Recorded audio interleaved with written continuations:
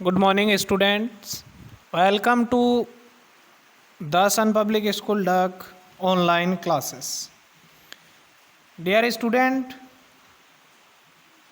हमने हमारी last video में गद्य भाग की अध्याय 2 लहासा की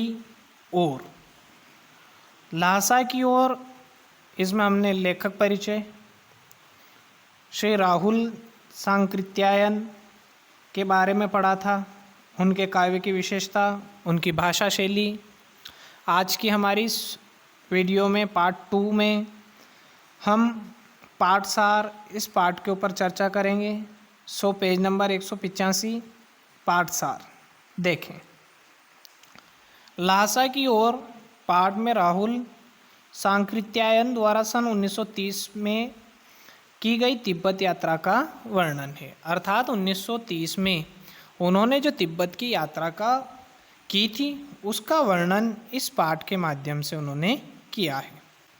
नेपाल तिब्बत मार्ग का परिचय, अर्थात नेपाल तिब्बत मार्ग का परिचय। नेपाल से तिब्बत की ओर जाने वाला मार्ग प्राचीन समय से ही महत्वपूर्ण है। नेपाल से तिब्बत की ओर यानी कि नेपाल से तिब्बत की ओर जाने वाला मार्ग प्राचीन समय से ही महत्वपूर्ण है। फरी कलिंग फोर्ड मार्ग खुलने से पहले नेपाल और भारत के साथ तिब्बत में व्यापार का यही मार्ग था। इसका सैनिक कार्यों के लिए भी प्रयोग होता था। इस मार्ग पर अनेक पुराने किले और चौकियां स्थित हैं। कभी इनमें चीनी सैनिक रहा करते थे। आज उनमें से कुछ किलों में तिब्बती किसानों की बस्तियां हैं। अर्थात आज उनमें से कुछ किलों में तिब्बती जो किसान हैं उनकी बस्तियां हैं। तिब्बती समाज, अब तिब्बती समाज कैसा है?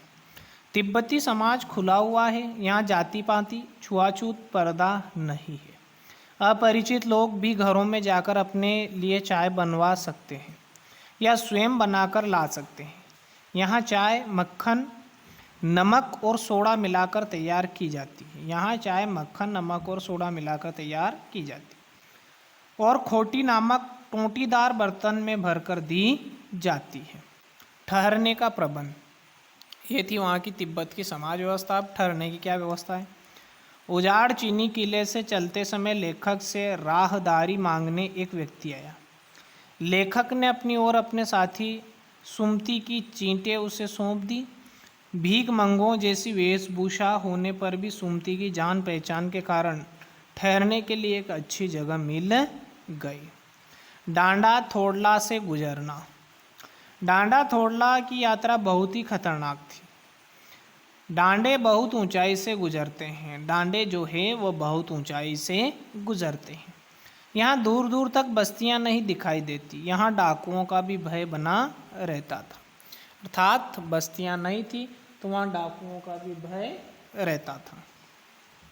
लेखक को भीख मंगे वेश के कारण डाकुओं की चिंता नहीं थी। जहाँ कहीं ऐसा संकट आता तो वे टोपी उतारकर जीभ निकालकर कुच्ची कुच्ची एक पैसा कहते हुए भीख मांगने लगते थे। लणकोर को प्रस्थान, लणकोर जाने के लिए लेखक और सहयात्री सुमति ने घोड़ों की व्यवस्था की। मार्ग में सबसे ऊंचे स्थान पर डांडे के देवता के सींगों, रंग बिरंगे कपड़ों, झंडियों से सजे थान बने हुए थे। थान का मतलब होता है स्थान बने हुए थे। चबूतरा जिसको कहते हैं थान। लेखक का घोड़ा बहुत धीमे चल रहा था। वह साथियों से पीछे रह गया और रास्ता भटक गया। लेखक का जो घोड़ा था बहुत पीछे चल रहा था जिसके कारण वो रास्ता भटक गया। बहुत देर से पहुंचने पर प्रतीक्षा में खड़े सुमति ने लेखक पर बड़ा क्रोध किया, लेकिन घोड़े की दशा बताए जाने पर क्रोध ठंडा हो गया। लणकोर में भी लेखक को सुमति की कृपा से ठहरने के लिए अच्छा स्थान और भोजन मिला। तिडरी से शेखर विहार, लेखक तिडरी के विशाल मैदान में था। इस मैदान में एक छोटी सी पहाड़ी थी जिसका नाम तिडरी समाधि गिरी था। आसपास के गांव में सुमति यजमान थे। वह गंडे बांटकर दक्षिणा बटोरने जानना चाहते थे। इसमें बहुत समय लगने की आशंका थी, अतः लेखक ने उनकी आर्थिक क्षतिपूर्ति का वायदा करके उन्हें जानने से रोका। आगे की यात्रा काफ़ी कष्टप्रद थी, क्योंकि आगे की यात्रा बहुत ही ज़्यादा विकट थी। देर से चलने के कारण कोई बोझा ढोने वाला ना मिला, सामान पेट पर ढोना पड़ा।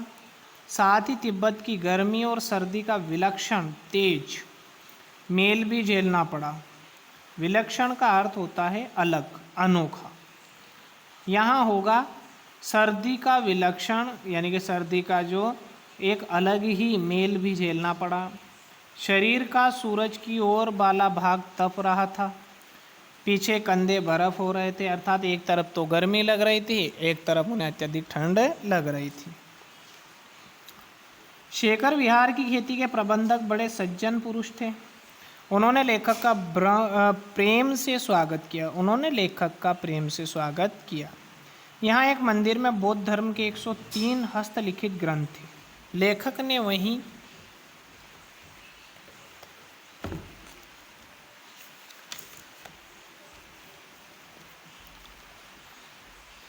ने उसी स्थान पर अपना आसन लगाया, पुस्तकों के अध्ययन में डूब गया। सुमति अपने यजमानों के पास चल दिए।